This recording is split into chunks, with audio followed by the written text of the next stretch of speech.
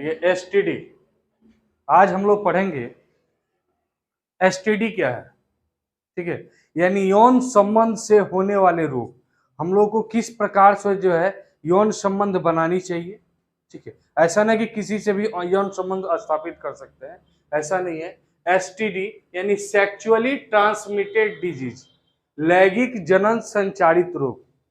ठीक है, यानी संभोग करने के बाद एक दूसरे से कौन कौन से रोग उत्पन्न हो सकते हैं, कौन कौन सा इन्फेक्शन हो सकता है, किस प्रोटोजुआ के कारण इन्फेक्शन हो सकता है, किस प्रकार के ईस्ट, बैक्टीरिया, वायरस के द्वारा इन्फेक्शन हो सकता है। आज हम लोग इस रोग के बारे में फुल डिटेल पढ़ेंगे। हम लोग को किस प्रकार यौन संबंध बनाना चाहिए, किस स्त्री या पुरुष दोनों कैसे हो, किस सिचुएशन में हो तो यौन संबंध बनानी चाहिए। ठीक है, और किसी अनजान व्यक्ति से यौन संबंध बनाने के पश्चात कौन सा रोग हो सकता है, इस सारी बातें के चर्चा करेंगे हम लोग। ठीक है, पहला रोग इसमें होता है ईस्ट के द्वारा। ईस्ट के द्वारा, ये जो है ईस्ट कवक का एक प्रकार है। ठीक है, इसके द्वारा जो होता है इन्फेक्शन होता है। इसमें जो है हमने इंटरनल एक फिगर बनाया है जिसमें हम स्त्री जनन अंग पार्ट 1 में इसके बारे में कुछ बताए हैं। उसका लिंक हम नीचे डिस्क्रिप्शन में दे देंगे जो आप लोग देख सकते हैं। ठीक है, तो इसमें जो ये है ऊपर की तरफ जो नली है जिसके द्वारा स्पर्म जो है ओवरी तक पहुंचता है, यहां से अंडा बनने के बाद यूं ही रास्ते जो है फिलिपियन ट्यूब तक आता है और यहां से जो है शुक्राणु पहुंचता है फिलिपियन ट्यूब तक। ठीक है, और दोनों आपस में मिलते हैं, तो इस वाले नली को बोलते हैं फिलिपियन ट्यूब। उसके बाद ये है यूटेरस, गर्भाशय। ठीक है, इसके बाद इसको बोलते हैं ओवरी जो जोड़ा में होता है, ये पहले ही वीडियो में बता चुके हैं। कैविक्स जो नाल टाइप का होता है, इसका आकार नाशपाती के आकार का होता है, और इसको बोलते हैं वेजाइना, इसको बोलते हैं वल्वा। योनि के अंदर एक मांसल गुदेदार संरचना होता है जिसको बोलते हैं वल्वा। ये योनि द्वार जो है एक नली जो होती है, ठीक है, एक नली, इसकी लंबाई जो होती है 6 से 7 इंच तक होता है। ठीक है, तो सबसे इंपॉर्टेंट ये बात है यौन संचरण के द्वारा इनमें इन्फेक्शन होता है। इन्फेक्शन मतलब किसी संक्रामक रोग, जैसे सपोज दैट आप मान लीजिए कर्क। पिछले सारे वीडियो में आया भी था कि पेशाब में जलन होता है, बहुत सारे लोग का कमेंट आ रहा था। तो देखिए, पेशाब में जलन होता है, इस रोग को बोलते हैं कर्क रोग। ये कर्क रोग जो होता है बी कोलाई,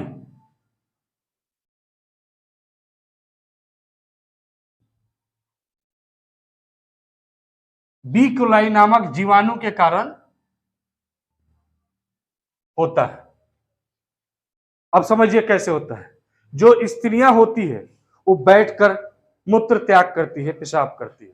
इसके कारण जमीन से ये जीवाणु पानी के रास्ते अंदर प्रवेश कर जाता है, योनि के अंदर प्रवेश कर जाता है।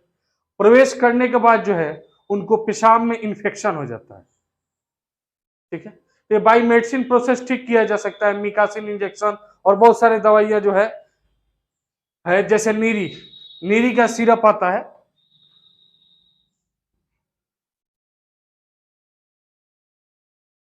नीरी का सिरप आता है या टैबलेट भी आता है, उसको खाने से और ज्यादा मात्रा में ओआरएस या ग्लूकोज पीने से, यानी शरीर में पानी की कमी होगी तो भी ये कर्क होगा।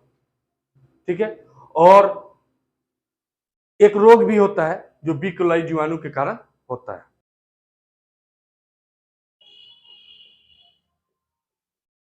ईस्ट द्वारा होने वाले रोग कैंडिडा,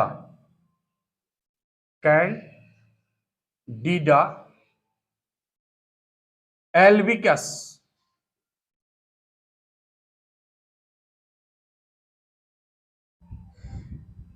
इसके कारण जो है इन्फेक्शन होता है।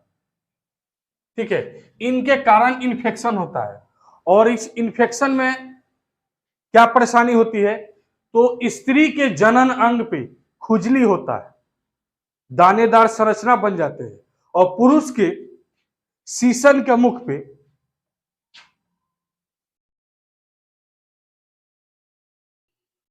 ये शीशन का जो मुख है, ठीक है, इसके मुख पे खुजली होती है, इन्फेक्शन हो जाता है और इस पे जो है लाल कलर का धब्बा बन जाएगा, लाल कलर का धब्बा बन जाएगा या सफेद धब्बा बन जाएगा और खुजलाहट काफी तेजी से होगी। ध्यान देना। ओए दोस्त, पेट दर्द कर रहा है, कम खाया करो। इसमें खुजलाहट होती है, यह इन्फेक्शन के कारण होता है। इसका जो है एंटी फंगल बहुत सारे मेडिसिन आते हैं, इसके द्वारा सही किया जा सकता है। ठीक है। दूसरा कारण है प्रोटोजुआ के कारण जो रोग होते हैं, इस प्रोटोजुआ का नाम है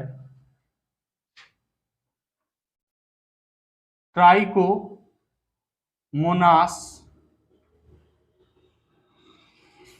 ट्राइकोमोनास, इसके कारण क्या होता है, जलन होता है। इस प्रोटोजुआ के कारण जो होता है जलन होता है पेशाब में। ठीक है, पेशाब में जलन होता है। तो पेशाब में जलन को दूर करने के लिए अत्यधिक मात्रा में पानी पीनी चाहिए। ठीक है, जिससे क्या होगा, हमारे किडनी के द्वारा जो भी जल होगा ये फिल्ट्रेशन होता रहेगा। ठीक है, तो इसमें जलन होता है किस प्रोटोजुआ के कारण, ट्राइकोमोनास के कारण। ठीक है। तीसरा नंबर जो है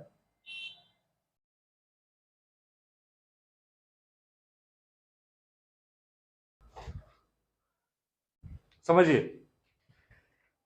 पहला बता चुके हैं। दूसरा प्रोटोजुआ, इस कौन से प्रोटोजुआ कारण होता है, ट्राइकोमोनास। इसमें क्या होता है, पेशाब में जलन। ठीक है, पेशाब में काफी तेज से जलन होगा और पेशाब रुक रुक कर आएगा।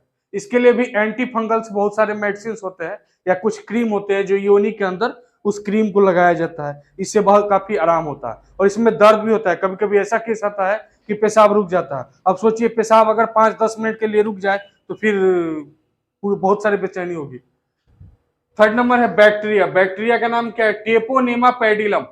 टेपोनेमा पैडिलम, इस बैक्टीरिया के कारण क्या होता है, स्त्री और पुरुष के त्वचा के ऊपर यानी जनन अंग के ऊपर जो है फुंसी बन जाता है। ठीक है, तो इसके ऊपर जो है फुंसी टाइप के बन जाते हैं, दाना दाना संरचना बन जाते हैं।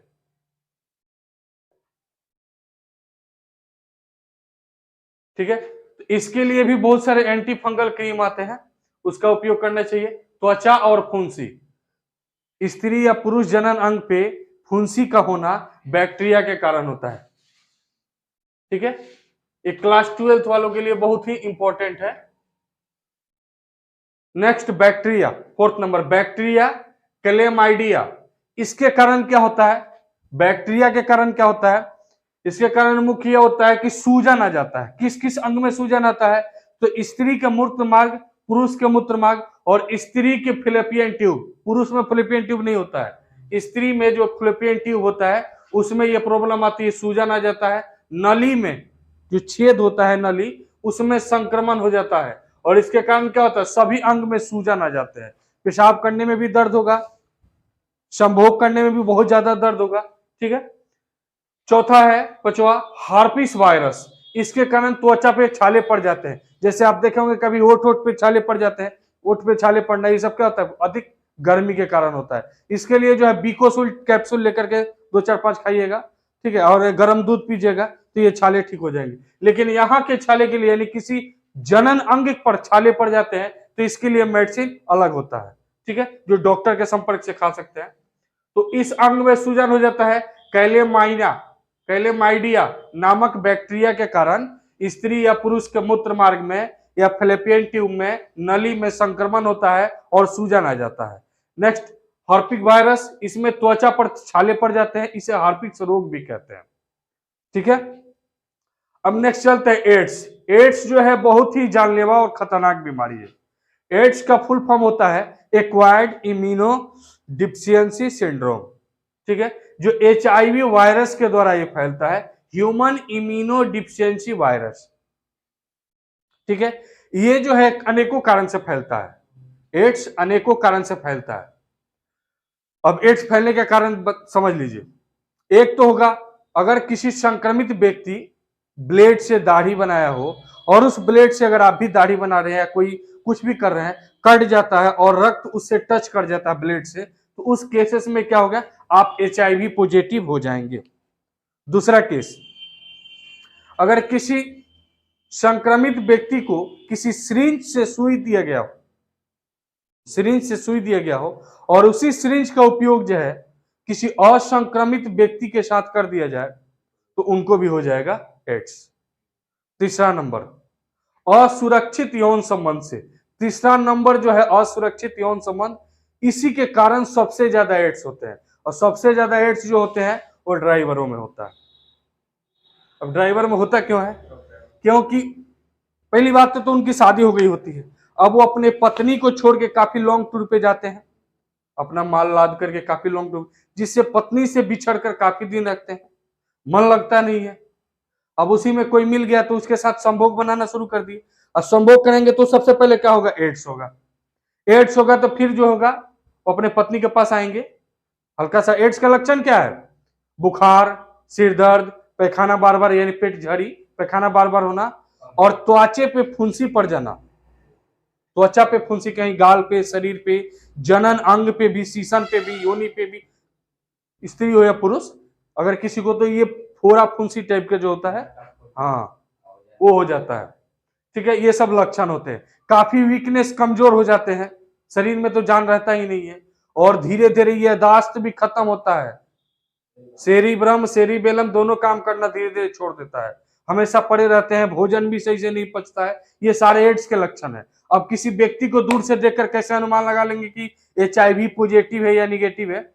देखिए HIV पॉजिटिव का किसी व्यक्ति को देखिए, एक तो दुबला पतला होगा, हमेशा शरीर का टेम्परेचर जो होगा हाई होगा, इंक्रीज होगा, यानी 102 डिग्री 103 डिग्री बुखार हमेशा रहता है। ठीक है, दवा दीजिएगा कुछ कम होगा, फिर मतलब ये HIV एक ऐसा रोग है, एड्स एक ऐसा रोग है जिसका इलाज पूरे विश्व में संभव ही नहीं है। अभी तक वैज्ञानिक कोई मेडिसिन को खोज ही नहीं पाया है, जबकि खोज जारी है, खोज जारी है, लेकिन अभी तक कोई मिला नहीं है मेडिसिन। ठीक है, तो इसके कारण एड्स होता है। अब एड्स का नियंत्रण, तो इसका नियंत्रण कैसे करेंगे, अनैतिक यानी असुरक्षित अगर संभोग करेंगे तो एड्स हो जाएगा, और इसको सुरक्षित ढंग से अगर संभोग कर रहे हैं तो एड्स नहीं होगा। ठीक है, एड्स क्यों नहीं होगा, क्योंकि उसके लिए जो है मान लीजिए प्रॉपर कंडोम आता है, कंडोम कंडोम कंडोम का प्रयोग करेंगे।